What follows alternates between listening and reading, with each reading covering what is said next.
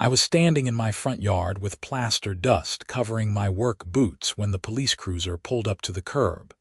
And I knew exactly who had called them before the officers even stepped out of the vehicle. My name is Brandon Jacobs, and I had just bought the most beautiful Victorian house in Charleston, South Carolina. Built in 1887, the three-story beauty had intricate gingerbread trim, a wraparound porch with hand-carved posts, and original stained glass windows that caught the afternoon light like jewels. The house was located in the historic district on Meeting Street, and I had spent the last 8 months navigating the bureaucratic maze of permits, approvals, and Preservation Society meetings to restore it to its former glory. Every single piece of work I was doing had been approved by the Charleston Board of Architectural Review, the State Historic Preservation Office, and even the National Park Service, because the house was on the National Register of Historic Places. I had a 3-inch thick binder full of permits, architectural drawings, and approval letters sitting on my dining room table. What I did not have was approval from the Magnolia Heights Homeowners Association, and more specifically, from their president, Patricia Whitmore. The 2 police officers approached, and I wiped my dusty hands on my jeans. Officer Martinez, whose name tag I could read as he got closer, looked apologetic. His partner, Officer Chen, was already shaking his head. "Let me guess," I said before they could speak. Patricia called again. Officer Martinez sighed. "Mr. Jacobs, we have received a complaint about unauthorized construction and potential building code violations. This is the 3rd call this week." "4th," Officer Chen corrected. "She called yesterday too, but we were dealing with an actual emergency." I gestured toward my front door. "Would you like to see the permits again? Because I have shown them to you 3 times already this month, and we are only on the 15th. We walked inside, and I pulled out my binder. The officers did not even bother to look through it this time.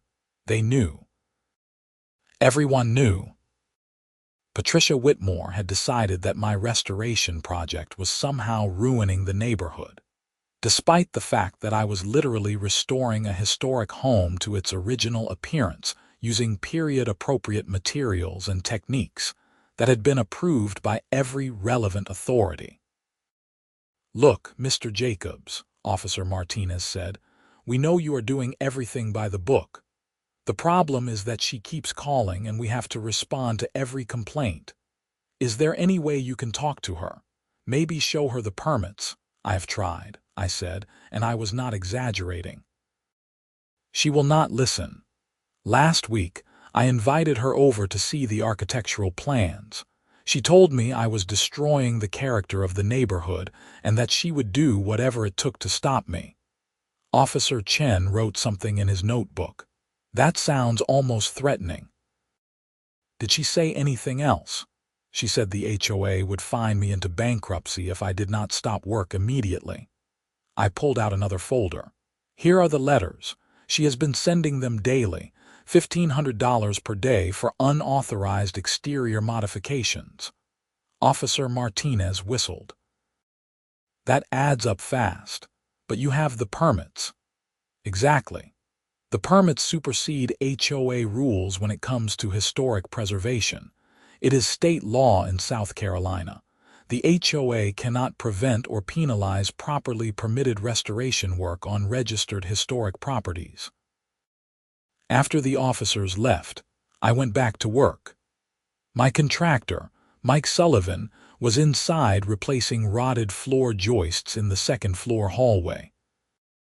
We had discovered that sometime in the 1960s, someone had covered the original heart pine floors with cheap linoleum, which had trapped moisture and caused significant damage. The BAR had approved our restoration plan, which included sourcing reclaimed heart pine from a demolished building of the same era to patch the damaged sections. "Cops again," Mike called down from upstairs. "Patricia again," I confirmed. "That woman needs a hobby." She has won. It is called making my life miserable. I heard a car door slam outside and looked out the window. Patricia Whitmore was marching up my walkway, her phone in her hand, recording. She was 53 years old with a severe blonde bob haircut that looked like she used a ruler to cut it, and she wore a pantsuit even though it was 85 degrees outside. Behind her were two other women I recognized from HOA meetings, Susan Carmichael and Deanne Fletcher, her loyal followers. I met them at the door before they could ring the bell. "You need to stop this immediately," Patricia announced, holding up her phone to capture my reaction. "This is a violation of HOA Bylaws Section 12, Paragraph 4, which clearly states that all exterior modifications must be approved in writing by the Architectural Review Committee. Patricia, I have historic preservation permits from the state. As I have explained multiple times, those supersede HOA regulations under South Carolina Code of Laws Title 27, Chapter 8. I do not care about your supposed permits," she said, her voice rising. "The HOA rules are binding, and you agreed to them when you purchased this property. Historic preservation law overrides HOA covenants. I did not need your permission, and your fines are illegal." Susan stepped forward, her own phone now recording. "You are being very hostile right now. We are simply trying to maintain property values in this neighborhood. I am restoring a historic house using period-appropriate materials and methods approved by preservation experts. This increases property values." Deanne chimed in. "The noise is disturbing the peace. We have children in this neighborhood."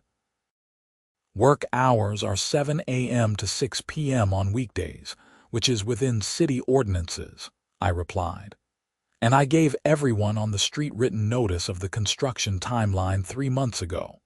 Patricia's face was turning red. "You think you are so special with your fancy old house?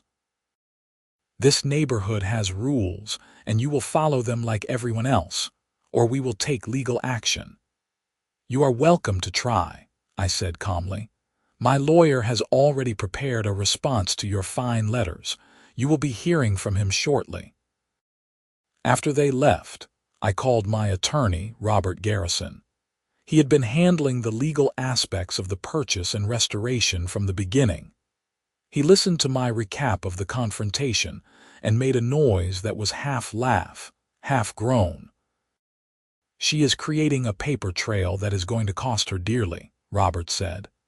"Every one of those fine letters, every harassment complaint, it all works in our favor if this goes to court, and threatening you in front of witnesses. That is gold." "I just want to restore my house in peace," I said. "I know. Give me until tomorrow.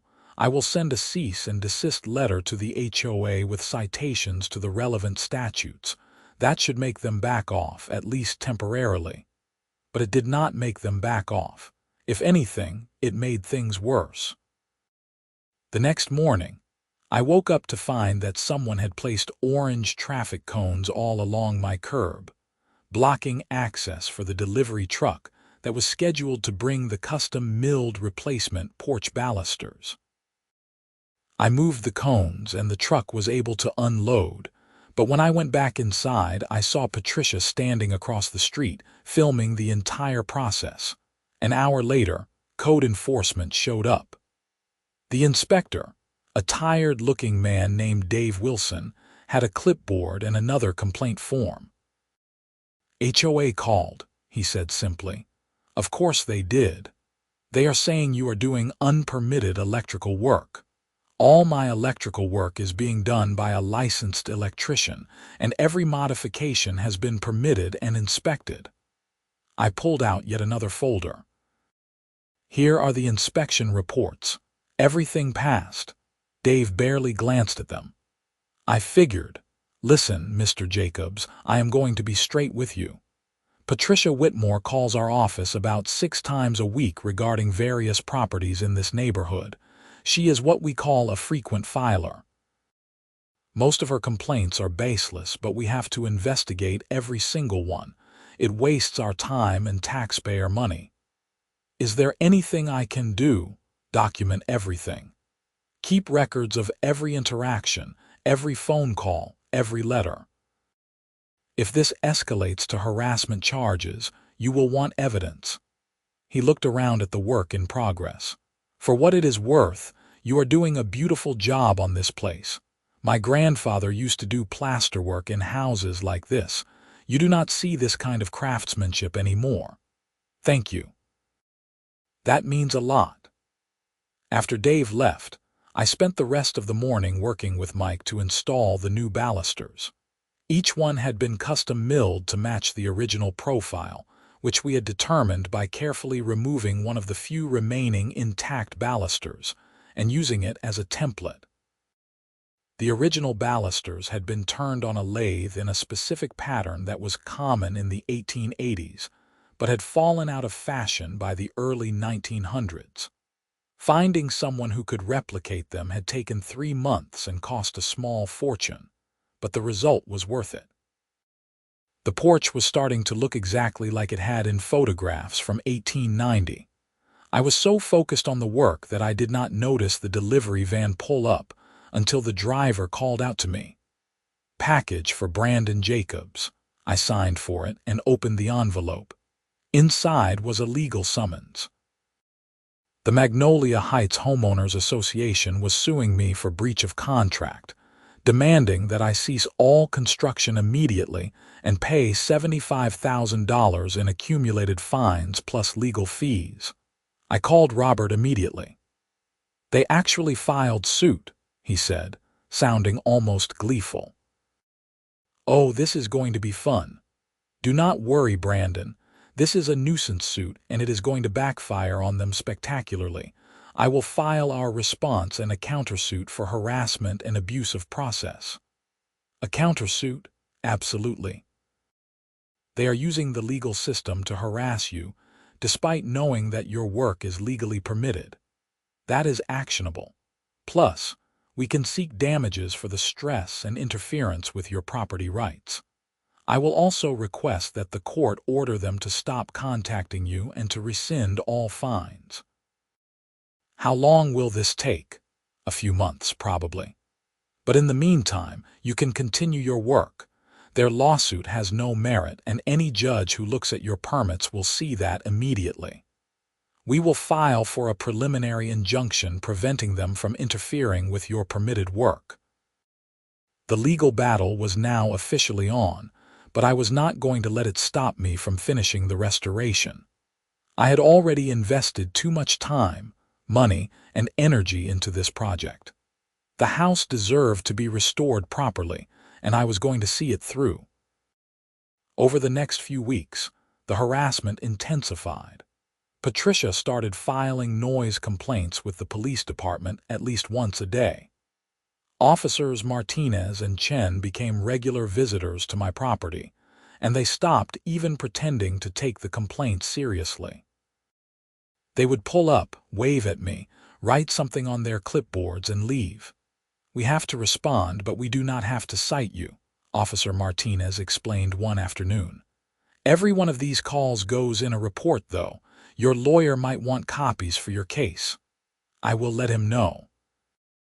Thanks for being reasonable about this. No problem. Between you and me, I hope you take them to court. My sister lives 2 streets over, and her HOA tried to fine her for having the wrong shade of beige on her mailbox. These organizations get drunk on power. The restoration work itself was progressing beautifully. We had finished the porch and moved on to the exterior paint. This was where things got really complicated. The house had been painted at least a dozen times over its 137-year history, and each layer of paint had to be carefully analyzed to determine the original color scheme. I had hired a paint analysis specialist who took samples from protected areas under the eaves and used microscopy to examine the layers. The original paint scheme turned out to be what Victorians called a painted lady style. A sage green body with cream trim and burgundy accents on the decorative elements. The BAR had approved the color scheme enthusiastically, calling it a historically accurate restoration that would enhance the entire historic district. I had even presented the paint analysis report at a public meeting, and the Preservation Society had applauded. Patricia, predictably, hated it. "That looks like a circus tent," she announced when the painters started applying the first coat. She was standing on the sidewalk with Susan and Deanne, all three of them scowling at my house like it had personally offended them. "It is the original 1887 color scheme," I said. "Approved by the Board of Architectural Review. It is gaudy and inappropriate. This is a residential neighborhood, not the French Quarter. Actually, this style was extremely common in Charleston during the Victorian era. There are photographs. I do not care. The HOA color guidelines specify neutral tones only. Earth tones, whites, grays. The HOA guidelines do not apply to registered historic properties undergoing permitted restoration. We have been over this." Patricia pulled out her phone and started recording again. "You are being hostile and refusing to cooperate with neighborhood standards. This will be submitted as evidence in our lawsuit." "Record away," I said. "Make sure you get a good shot of the house. The judge is going to love seeing what I am actually doing here." Susan stepped closer, pointing her phone at the paint cans. "Those are not low VOC paints. I can smell them from here. That is an environmental violation. They are historically accurate mineral-based paints, specially formulated for restoration work," I explained. Modern low VOC paints were not available in 1887, and using them would compromise the historic integrity of the restoration. The Preservation Office requires period-appropriate materials. "You always have an excuse," Deanne said. "They are not excuses.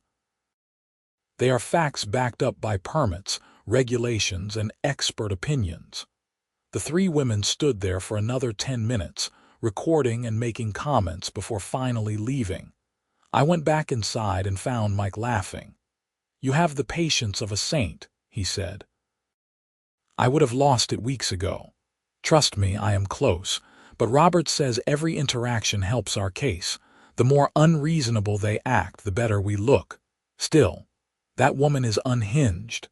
The paint job took 2 weeks to complete, and the result was stunning.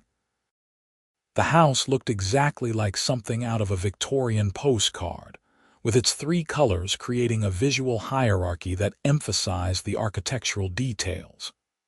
The gingerbread trim popped against the darker body color, and the burgundy accents drew the eye to the decorative brackets and finials. Neighbors who were not part of the HOA inner circle started stopping by to tell me how beautiful it looked. Several people took photographs. One elderly woman who lived 3 blocks over actually cried when she saw it.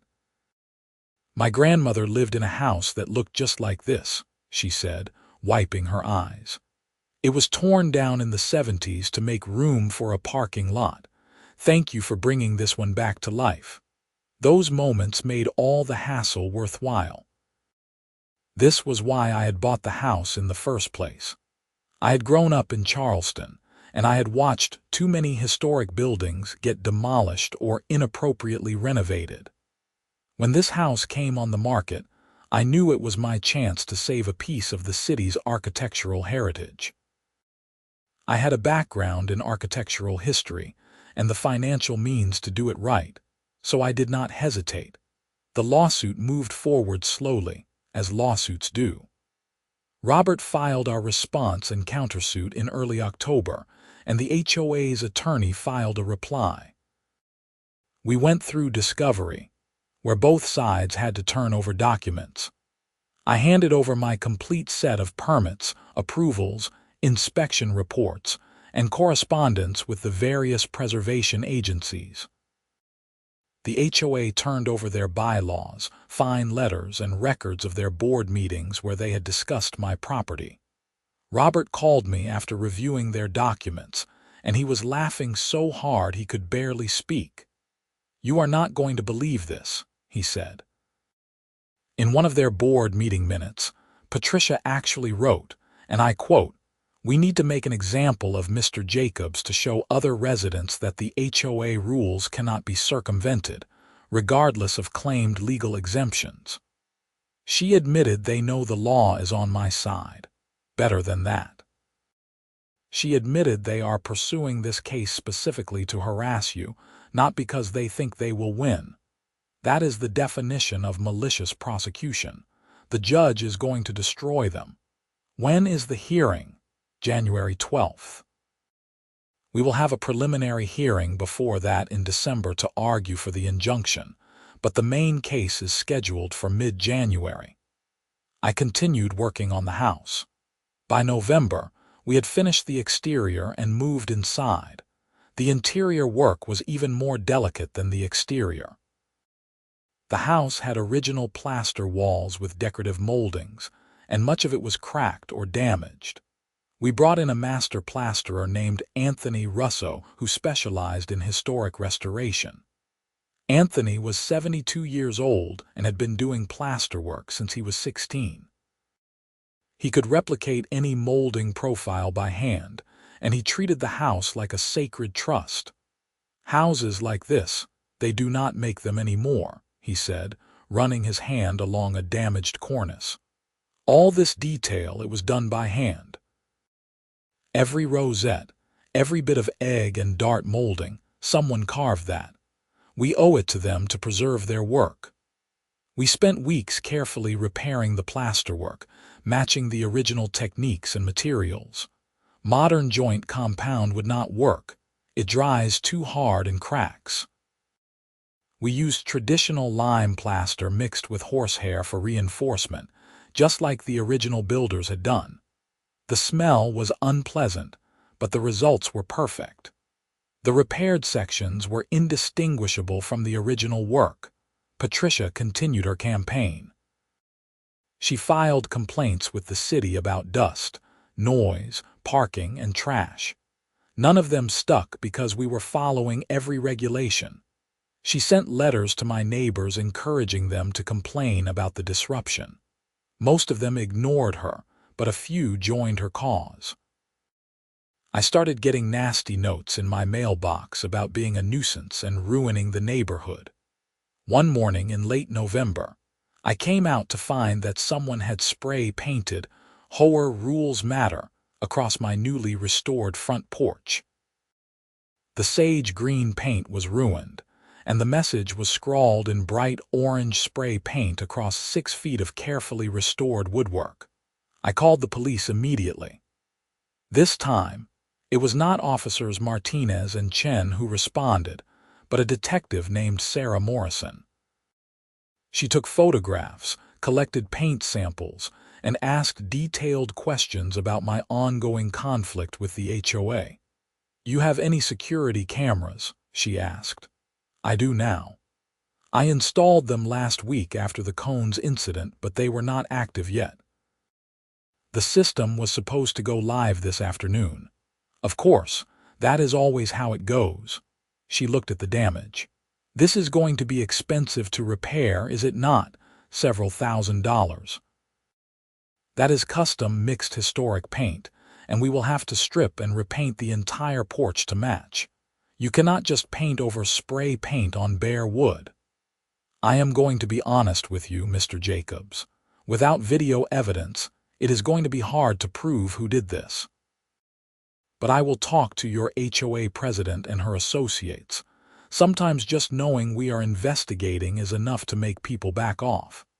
I appreciate that.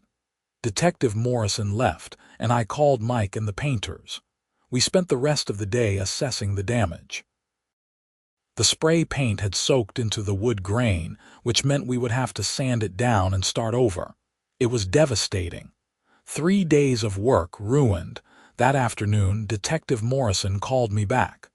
"I spoke with Patricia Whitmore," she said. "Her reaction was interesting. She did not seem surprised about the vandalism at all. In fact, She said something along the lines of maybe he will take the hint now. I cannot prove anything, but I am noting that in my report. Did she do it?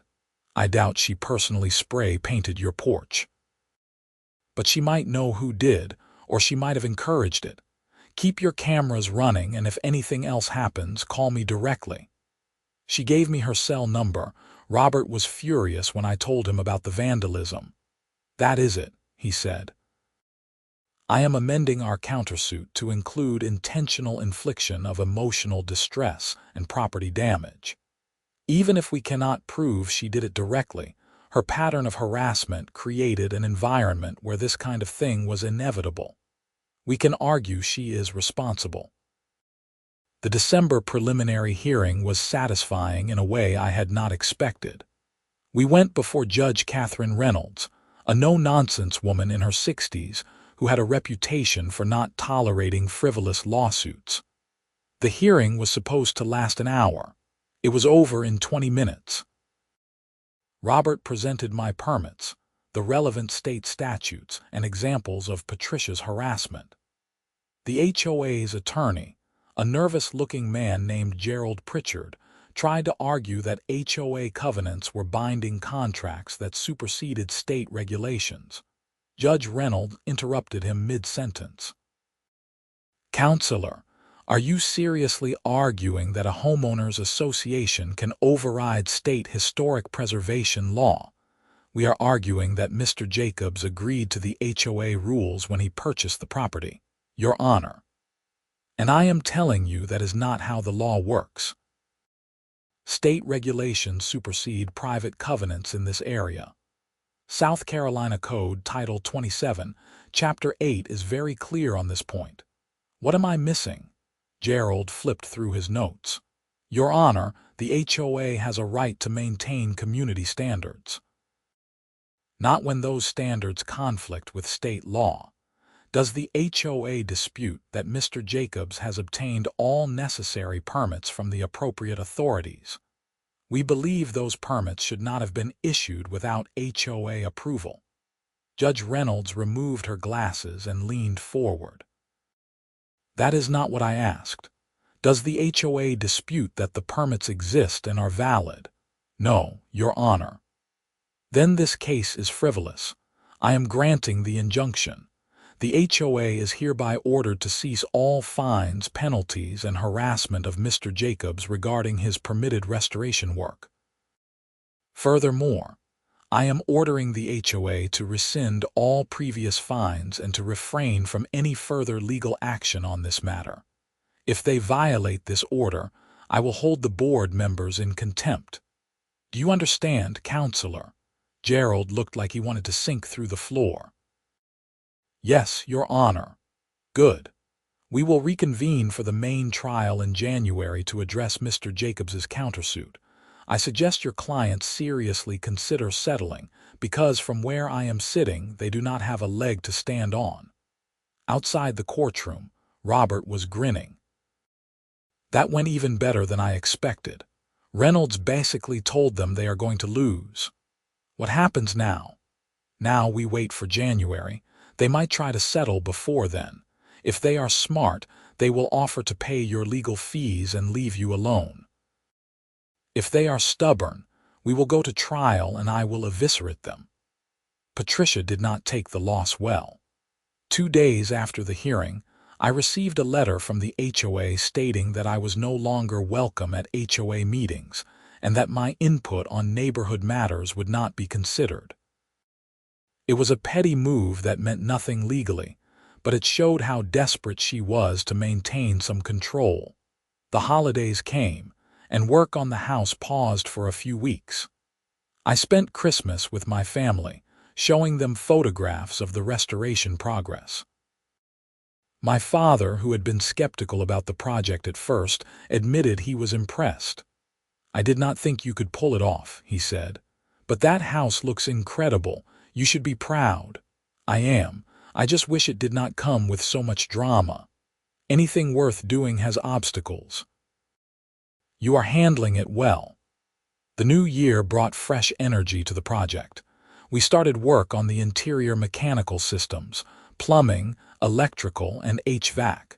This was the least glamorous part of the restoration, but it was necessary. The house needed to be livable, not just beautiful. We had to carefully route modern systems through the old structure without damaging any historic fabric. It was like surgery, finding paths for pipes and wires that did not involve cutting through important architectural elements. The trial date arrived on January 12th, just as scheduled. The courtroom was small but packed.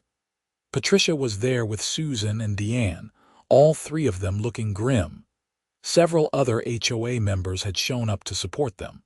On my side were Robert, my parents, Mike the contractor, and a few neighbors who had become friends during the restoration process. Judge Reynolds entered, and we all stood. She reviewed the case file briefly, then looked at both attorneys. Before we begin, I want to ask the HOA if they have reconsidered their position. Mr. Pritchard, Gerald stood. Your Honor, the HOA maintains that its actions were reasonable attempts to enforce community standards. Even after I explained that those standards do not apply to permitted historic preservation work. We believe there are broader issues at stake regarding neighborhood harmony and property values. I see. Very well. Mr. Garrison, you may present your case. Robert stood and methodically walked through the timeline of harassment. He presented every fine letter, every police report, every code enforcement complaint. He showed photographs of the orange cones blocking my driveway and the spray-painted vandalism. He called Detective Morrison as a witness, and she testified about Patricia's suspicious reaction to the vandalism report. He called Officer Martinez, who testified about the excessive number of baseless complaints.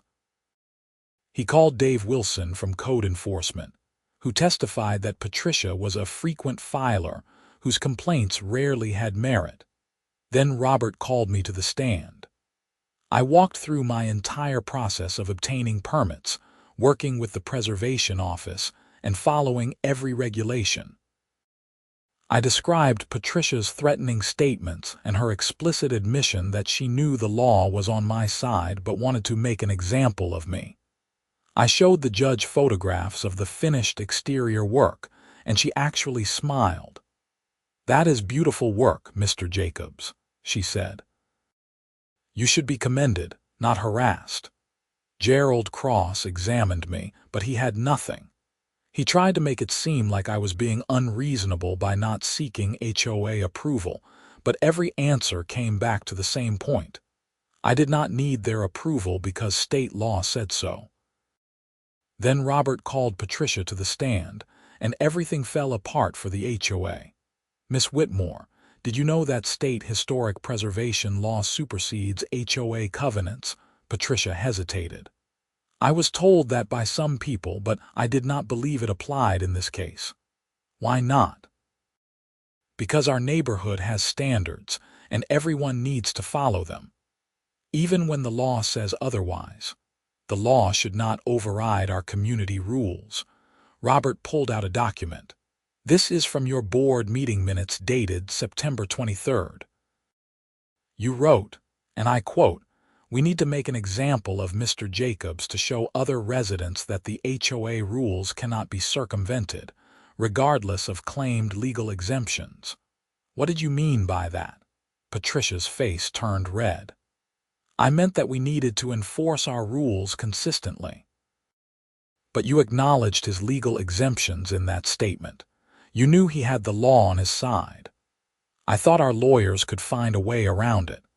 So you pursued legal action against Mr. Jacobs, despite knowing he was legally in the right." "I did what I thought was best for the neighborhood." "Did you encourage anyone to vandalize Mr. Jacobs's property?" "Absolutely not." "Then, why did you tell Detective Morrison that maybe he would take the hint after his porch was spray-painted?" Patricia stammered. "That was just a figure of speech. I was frustrated. Frustrated enough to hope his property would be damaged. I did not say that." Robert presented the detective's report with Patricia's exact quote. Patricia tried to explain it away, but the damage was done. She had admitted on the record that she pursued the case knowing I was legally protected, and she had made a statement suggesting she approved of the vandalism. Gerald tried to rehabilitate her testimony, but there was no coming back from that. The rest of the trial was a formality. Robert called a few more witnesses to establish the impact of the harassment on me, including testimony about stress and lost time dealing with baseless complaints. Then we rested. Judge Reynolds did not need long to deliberate. She announced her decision within 10 minutes. I find in favor of the plaintiff, Brandon Jacobs, on all counts. The HOA engaged in malicious prosecution, harassment, and abuse of process. Mr. Jacobs is awarded damages in the amount of $50,000 for emotional distress, property damage, and legal fees. Furthermore, I am imposing a permanent injunction preventing the Magnolia Heights HOA from interfering with Mr. Jacobs's property in any way related to his historic preservation work. If any member of the HOA board violates this injunction, I will refer the matter to the district attorney for criminal prosecution. She turned to Patricia directly. Miss Whitmore, your behavior in this matter has been reprehensible. You pursued a baseless legal action, despite knowing you had no legal grounds, and you created an environment of harassment that led to property damage. You are fortunate that I cannot find direct evidence linking you to the vandalism, or you would be facing criminal charges right now. Consider this a warning. If I hear about any further harassment of Mr. Jacobs, I will hold you personally responsible. Patricia looked like she had been slapped. Susan and Deanne were pale. The rest of the HOA members were whispering among themselves, clearly unhappy with how their president had handled things. Outside the courthouse, Robert shook my hand. That is about as good an outcome as we could have hoped for.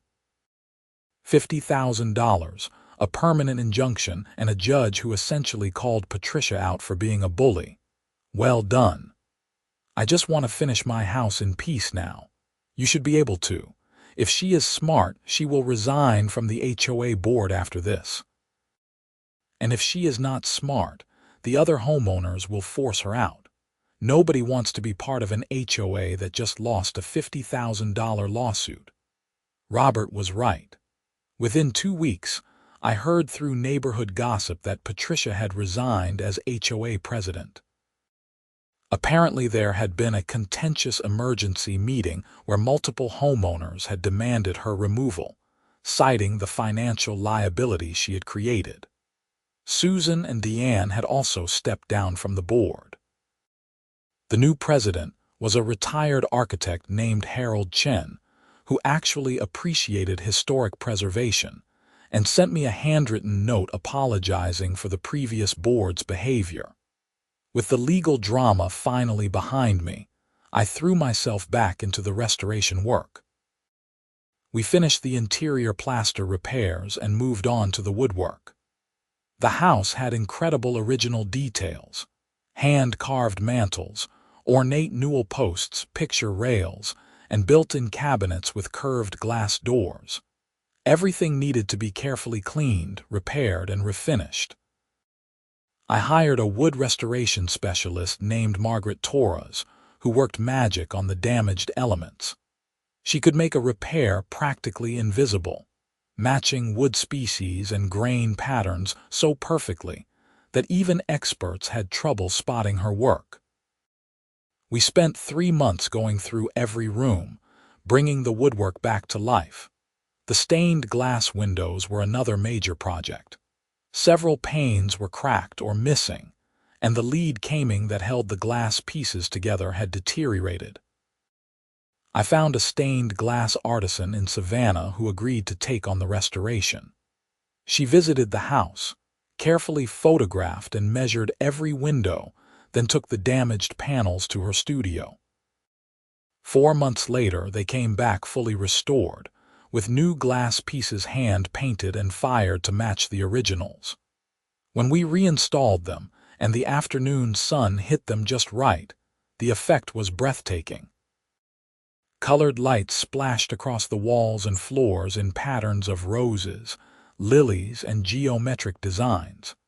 By late spring, the house was essentially complete. Every major system had been updated, every historic element had been restored, and the entire structure had been brought up to modern building codes while maintaining its historic integrity. The total project had taken 18 months and cost significantly more than I had budgeted, but it was worth every penny and every headache. The Charleston Preservation Society asked if they could include the house on their annual Historic Homes tour, and I agreed. Over one weekend in May, more than 3,000 people walked through, admiring the restoration work. The feedback was overwhelmingly positive. Several architecture professors brought their students. A photographer from Southern Living magazine took pictures for a potential feature article. The state historic preservation officer visited and told me it was one of the finest residential restorations he had seen in his career. Patricia was notably absent from the tour, though I saw her drive by slowly on the second day, staring at the crowds of people waiting to get in. I wondered what she was thinking. Did she regret her actions? Did she understand how wrong she had been? Or was she still convinced she had been right to try to stop me? I would never know, and honestly, I did not care anymore.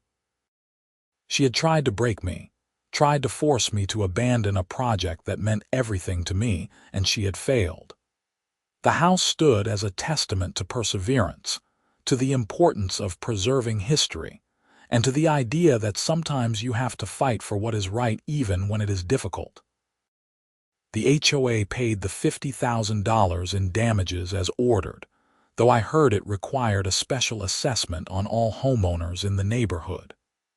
There was apparently significant grumbling about that, and several people blamed Patricia for mismanaging the situation so badly. I felt a little bad for the homeowners who had nothing to do with the conflict but got stuck with the bill, but legally there was nothing I could do. The HOA was a legal entity, and its debts were shared by its members. Life slowly returned to normal. I finished moving all my furniture into the house and finally started living in it full-time instead of camping out in construction zones. It was surreal to walk through rooms that I had seen in such terrible condition and see them restored to their original beauty. Every detail told a story. The hand-forged nails in the floor joists, the tool marks on the back of the decorative moldings, the signatures and dates that workers had penciled on hidden surfaces. I was not just living in a house, I was living in a piece of history. Mike and his crew came over for a celebration dinner once everything was done. We ordered pizza and sat on the newly restored porch, drinking beer and laughing about some of the more ridiculous moments of the project. "Remember when Patricia tried to argue that your scaffolding was a neighborhood hazard?" Mike said. "And code enforcement came out and said it was the safest scaffold setup they had ever seen," I added. "Or when she claimed you were illegally dumping construction waste, and it turned out you had a contract with a licensed disposal company and receipts for everything." "She really did try everything," I said. "You handled it better than I would have." I probably would have lost my temper and said something that got me in trouble. There were definitely moments I came close, but Robert kept reminding me that staying calm and documenting everything would pay off in court, and he was right. Anthony, the plasterer, raised his beer. "To Brandon, for saving a beautiful house and not letting the bastards grind him down." Everyone cheered and clinked bottles. It was a perfect moment, sitting on a porch that had been rotted and neglected when I bought the property, now fully restored and solid beneath us. The evening sun caught the stained glass in the front door, casting colored light across the porch floor. Everything I had worked for had come together. A few weeks later, I was working in the garden, planting period-appropriate flowers that would have been common in Victorian landscaping, when a car pulled up. An older couple got out and walked hesitantly up the path. The woman was probably in her 70s, and she was staring at the house with tears in her eyes. "I am sorry to bother you," she said, "but I used to live in this house when I was a little girl. I heard it had been restored and I had to come see it. Would you mind if I looked around?" "Not at all," I said. "I would love to show you what we have done." Her name was Alina, and she had lived in the house from 1958 to 1967. She walked through the rooms, touching the walls and woodwork, telling stories about her childhood. She showed me a spot in the parlor where she used to hide during hide and seek, a windowsill where she would sit and read, a closet where she had carved her initials when she was 9 years old. I checked, and the initials were still there, hidden behind a door hinge. "We were not very good caretakers," she admitted. "My parents covered up the floors with that awful linoleum because they thought it was more modern. They painted over all the woodwork because dark wood was out of fashion. If they could see it now, restored like this, they would be amazed. And probably a little ashamed. Every generation has different ideas about what is valuable," I said. "The important thing is that the house survived long enough for someone to restore it properly." "Thank you for doing this," Alina said. "I know it must have been expensive and difficult. But houses like this, they are part of our heritage. They connect us to the people who came before us. My great-grandmother actually lived in this house too, back in the 1920s. She told me stories about the original owners, the family that built it. They were prosperous merchants, very involved in the community. The house was always full of people and music and life. It makes me happy to think of it being loved again." After Alina left, I sat on the porch and thought about everything she had said. This project had never really been about me or my conflict with the HOA.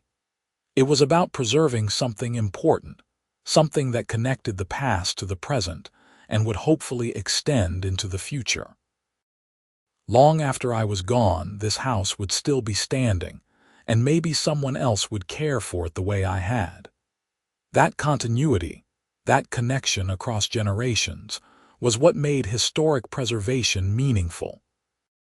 Summer arrived, hot and humid as Charleston summers always are, and I settled into life in my restored Victorian home. The legal battle was behind me. The restoration was complete. Patricia and her allies had been defeated, and the house had been saved. It was everything I had hoped for when I started this journey. One afternoon in late July, I got a call from Harold Chen, the new HOA president. "Brandon, I wanted to let you know that the board voted last night to create an exception in our bylaws for registered historic properties. Going forward, any homeowner working on a historically designated house with proper permits will be exempt from our architectural review process. We are also adding language clarifying that state preservation law supersedes HOA rules in those cases." "That is great news," I said. "It will prevent what happened to me from happening to anyone else. That is the goal. I also want to formally apologize on behalf of the HOA for how you were treated. What Patricia did was wrong, and it never should have gotten to the point of a lawsuit. I have been working on reforming how we operate, making sure we are helping the neighborhood rather than just enforcing arbitrary rules. I appreciate that, Harold, and I am glad to see the changes you are making. If you are ever willing, I would love to have you speak at one of our meetings about historic preservation and why it matters. I think it would help people understand the value of what you did." I thought about it. Part of me wanted nothing to do with the HOA ever again. But Harold seemed genuine, and if I could help educate people about preservation, maybe some good could come from the whole ordeal. "Sure," I said. "I can do that." The speaking engagement happened in September. I put together a presentation with before and after photographs, explained the permit process, and talked about the importance of preserving Charleston's architectural heritage. The response was positive. People asked thoughtful questions. Several homeowners mentioned that they had historic houses and had been afraid to do restoration work because they thought it would be too complicated. I gave them contact information for the preservation office and encouraged them to explore their options. After the meeting, a woman named Veronica Klein approached me. She was probably in her mid-40s with kind eyes and an earnest expression. "That was fascinating," she said. "I own a house from 1901 on Rutledge Avenue. It needs a lot of work, and I have been putting it off because I did not know where to start. Would you be willing to look at it sometime and give me some advice?" "Absolutely," I said. "I am not a professional preservationist, but I learned a lot through my project. I am happy to share what I know." Over the following months, I became an informal advisor to several homeowners who were interested in restoration work. I connected them with contractors, artisans, and preservation officials. I helped them navigate the permit process and showed them how to research their houses' histories. It was deeply satisfying to use my experience to help others, and it felt like a way to turn the negative experience with Patricia into something positive. Charleston is a city built on history, and its historic houses are a huge part of what makes it special. Every time someone restores a house properly instead of demolishing it or renovating it beyond recognition, the city retains a little more of its character. I had played a small part in that process, and now I was helping others do the same. One day in November, almost exactly 2 years after I had first bought the house, I was raking leaves in the front yard when I saw Patricia walking down the sidewalk. She was alone, and she looked older somehow, more tired. We made eye contact, and for a moment I thought she might just walk past without acknowledging me, but she stopped.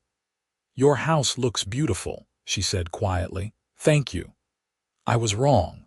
About everything. I let my need to control things get in the way of seeing what you were actually doing." She looked down at her hands. "I lost a lot of friends over this. People think I am a bitter, controlling person, and maybe I am. But I wanted you to know that I see now what you accomplished, and it is remarkable. I am sorry for what I put you through." It was the last thing I expected to hear from her. For 2 years, Patricia had been the villain of my story, the antagonist who made everything harder. But standing there looking at her, I saw just a person who had made mistakes and was trying to live with the consequences. "I appreciate you saying that," I said. "It was a difficult time for me, but it is over now and the house is saved. That is what matters." She nodded. "I resigned from the HOA board. I probably should have done it years ago. I got too wrapped up in rules and control. I forgot that a neighborhood is about people, not regulations. The new board is doing good work. Harold is making positive changes. I know, he is better at it than I ever was." She glanced at the house one more time. "I really am sorry. I hope you can enjoy your home in peace now." "I am." "Good luck, Patricia." She walked away, and I went back to raking leaves. I had not expected an apology, and I was not sure what to do with it now that I had received one. It did not erase what she had done, but it did provide some closure. She had acknowledged her mistakes, and that was more than many people ever do. As Thanksgiving approached, I hosted dinner at my house for the first time.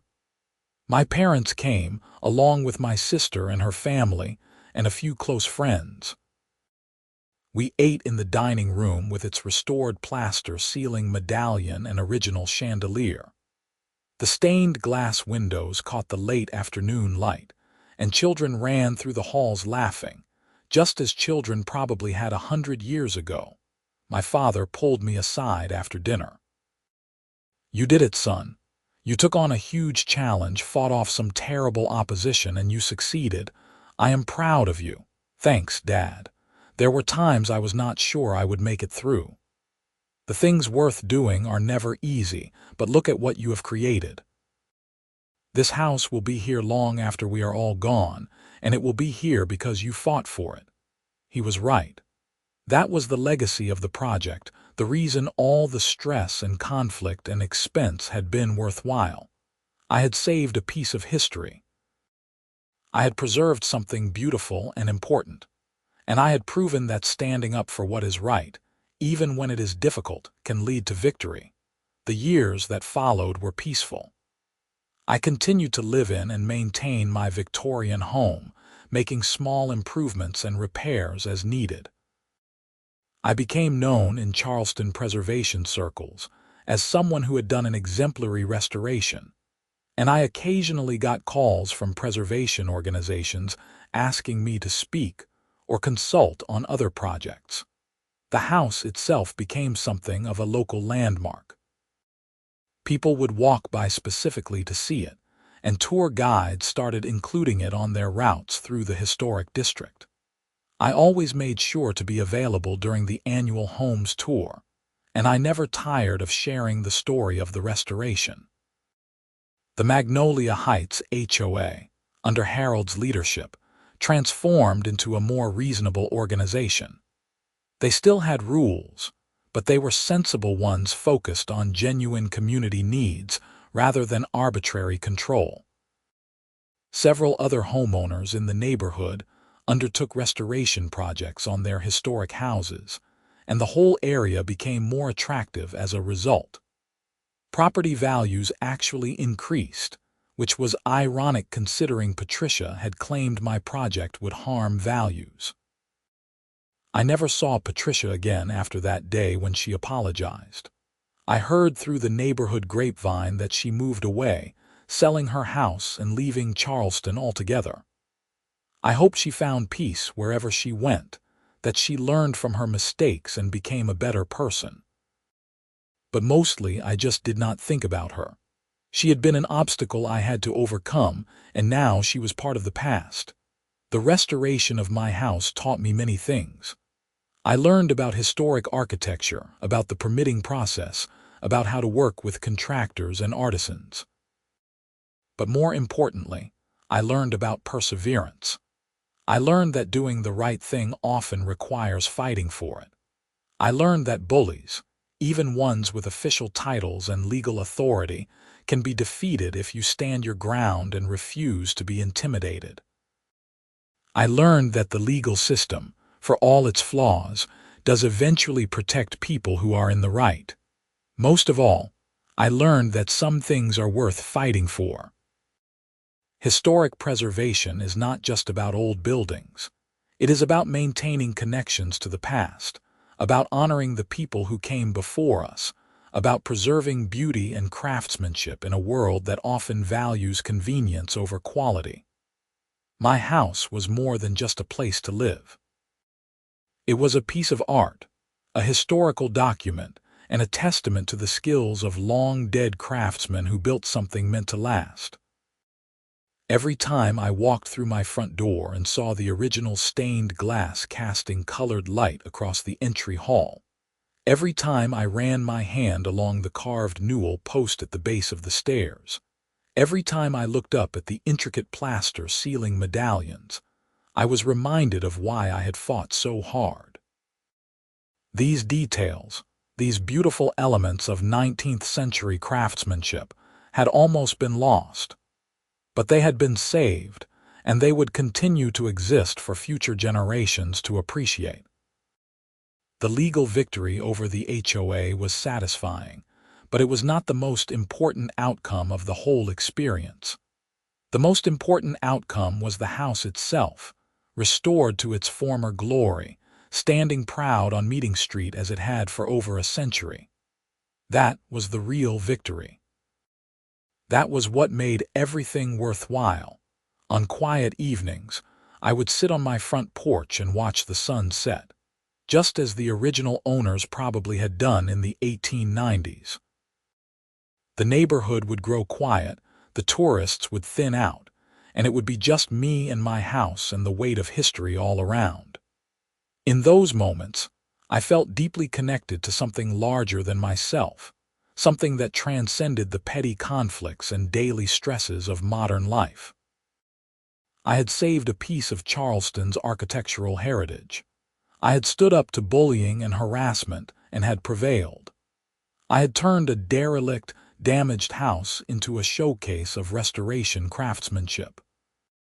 And I had done it all with proper permits, following the law, respecting the historic integrity of the structure, and refusing to compromise on quality or authenticity. The house stands today as proof that historic preservation is possible, that the bureaucratic processes exist for good reasons, and that dedicated individuals can make a difference in protecting our shared cultural heritage. It stands as a reminder that sometimes the right thing to do is also the hard thing to do, but that does not make it any less right.